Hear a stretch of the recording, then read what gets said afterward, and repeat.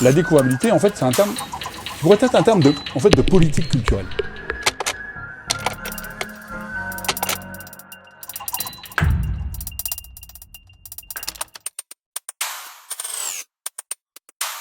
Effectivement, aujourd'hui, on a une utilisation, on a un accès, une navigation majoritaire de ces contenus via nos téléphones portables. Et ce qui change un tout petit peu d'autrefois, c'est que quand on était sur notre navigateur web, sur notre ordinateur, sur notre navigateur web, c'était la seule manière dont on accédait à des contenus. Aujourd'hui, on a un téléphone portable, et par comment est-ce qu'on accède au contenu? On accède via les applications. On clique sur Instagram, on clique sur TikTok, on clique sur Facebook, on clique sur les journaux, on clique sur des plateformes. Donc on a un accès qui est beaucoup plus fragmenté que les accès convergents qu'on avait via le web. Premier élément. Le deuxième élément, on a une pluralité d'accès. Quand on analyse nos pratiques, quand on regarde ce qu'on fait sur un téléphone portable, on n'a pas qu'un seul moyen d'accéder en fait à ces contenus-là, on en a de multiples. Diversité, plus de convergence, et le troisième élément qui a très fortement changé ces dernières années, c'est que quand on est Instagram, c'est l'algorithme d'Instagram, quand on scrolle, c'est l'algorithme d'Instagram qui décide des contenus qu'on va voir.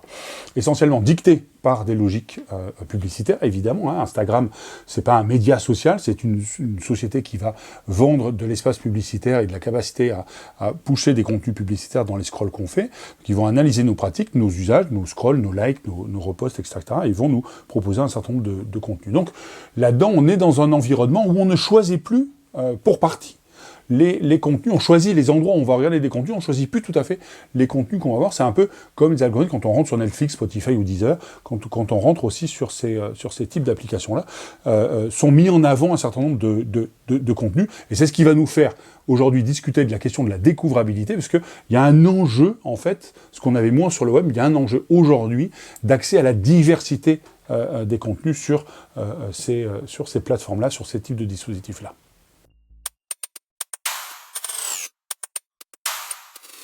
Non, elle reste importante, et la découvrabilité vient complètement travailler l'enjeu de l'exception culturelle. Moi, je le dirais aujourd'hui un tout petit peu différemment.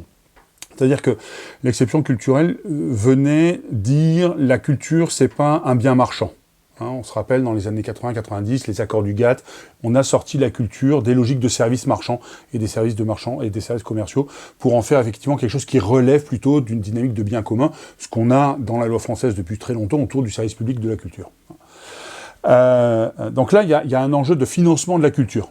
De l'autre côté, on a aussi, via la culture, porté des choses dans les années 90 et 2000, entre autres autour des conventions portées par l'UNESCO sur la diversité culturelle, en fait que l'exception culturelle aussi, c'était la capacité à accéder à une diversité de contenus. Et effectivement, aujourd'hui, avec la prescription algorithmique, avec les algorithmes des réseaux sociaux et des plateformes, on a une diversité qui est plutôt mise à mal, puisque la diversité présuppose que celles et ceux qui diffusent les contenus assurent une égale accessibilité à la diversité des contenus.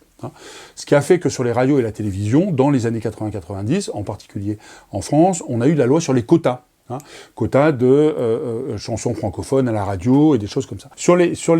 Avec les réseaux sociaux, avec les plateformes et dans les environnements numériques, c'est beaucoup plus complexe parce que, les entreprises ne sont pas localisées en France, elles n'ont pas de numéro de SIRET, comme on dit très classiquement, elles n'ont pas d'établissement sur lequel on va pouvoir gouverner cette diversité-là. Et deux, il y a une très grande opacité du fonctionnement des algorithmes, donc on ne sait pas comment ces choses-là fonctionnent. Et donc on a besoin, effectivement, pour garantir à la fois de l'exception culturelle, c'est-à-dire un accès, une accessibilité à une diversité de contenus non produits dans les circuits marchands, c'est comme ça que j'interpréterai la notion aujourd'hui.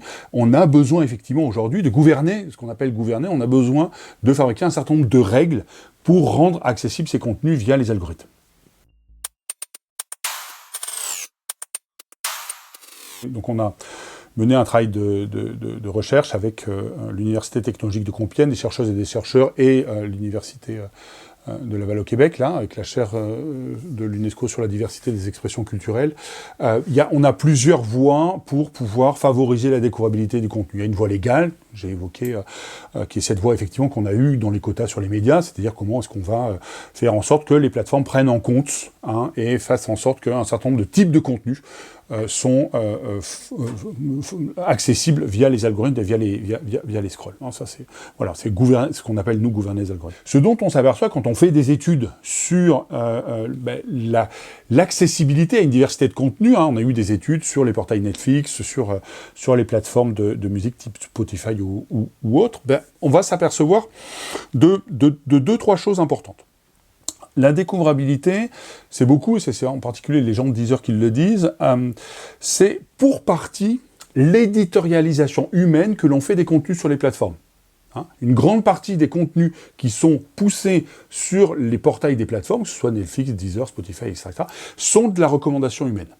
Sont de l'éditorialisation humaine. Et c'est normal. C'est exactement ce qu'on avait sur la radio quand les flux musicaux étaient déterminés. On l'a encore sur les radios publiques comme sur les radios privées.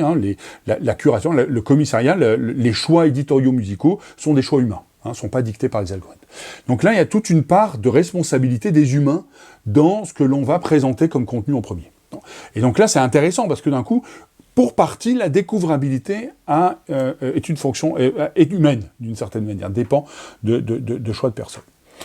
Deuxième élément, on s'est aperçu que par le travail, entre autres, de chercheuses et de chercheurs qui ont travaillé sur les plateformes de VOD, en particulier en France, il y a plus de 40 plateformes de VOD, plus de 140 plateformes de VOD qui existent à des échelles territoriales, qui rendent accessibles des contenus vidéo en particulier de manière thématique, sectorielle ou sur des territoires.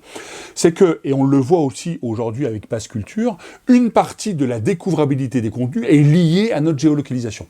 Donc, est liée à la manière et au territoire, sur la manière dont on va consulter et accéder à des contenus de manière territorialisée sur le territoire. Donc, il y a tout un enjeu aussi de territorialisation de cette découvrabilité-là, c'est-à-dire de cette manière dont on va faire en sorte que les plateformes, les algorithmes, des plateformes plus classiques, des services numériques en ligne d'accessibilité à des contenus vidéo, audio ou textuels, en fait, prennent en compte aussi sur les territoires, sont pris en compte dans la manière dont on va accéder, dans nos usages sur les territoires. C'est-à-dire associer, en fait, des contenus à des données de géolocalisation. Donc ça, c'est un élément qui est très important. En particulier, c'est le travail de Laurie Schmitt et de Vincent Bullis sur les plateformes de VOD qui a été fait ces dernières années. Ça, c'est un élément qu'on connaît peu, mais qu'on a vu très fortement apparaître sur Pass Culture, avec le fait que les offres sont géolocalisées sur Pass Culture. Le dernier élément qu'on voit, c'est le fait que, je l'évoquais tout à l'heure, on a tout un enjeu sur la découvrabilité des contenus, sur le fait que un contenu va être plus poussé quand il va être liké, quand il va être commenté, quand il va être scrollé, on va s'arrêter dessus, etc. C'est-à-dire qu'on va pouvoir nous-mêmes à la fois affiner et ajuster nos algorithmes de scroll. On va pouvoir ajuster nos flux d'informations qu'on voit sur les différents réseaux sociaux, sur Netflix ou sur cette plateforme-là.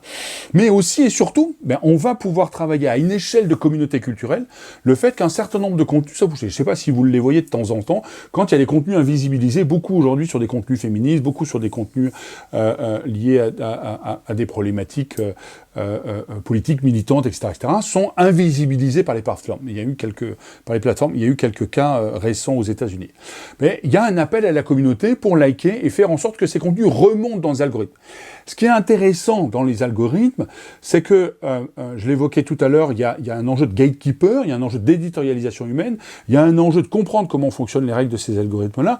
C'est-à-dire que la découvrabilité, c'est un peu une coopération forte entre des enjeux institutionnels, des enjeux de politique publique, des enjeux législatifs, mais aussi des enjeux d'usage et de pratique par nous, les communautés culturelles, et une négociation, une coopération avec des algorithmes et des fonctionnements d'algorithmes et des politiques éditoriales de plateforme. Donc c'est un ensemble assez vaste dans lequel on a 5, 6, 7 éléments sur lesquels on peut jouer pour pouvoir effectivement faire en sorte que les différents types d'applications ou de dispositifs ou de services en fait de diffusion de contenu culturel que sont les plateformes, les réseaux sociaux ou autres, les blogs, les web et ces choses-là qui continuent d'exister massivement sur Internet, effectivement rendre accessible la diversité des contenus qui existent par ailleurs parce que nous produisons énormément de contenu sur ces types de dispositifs-là.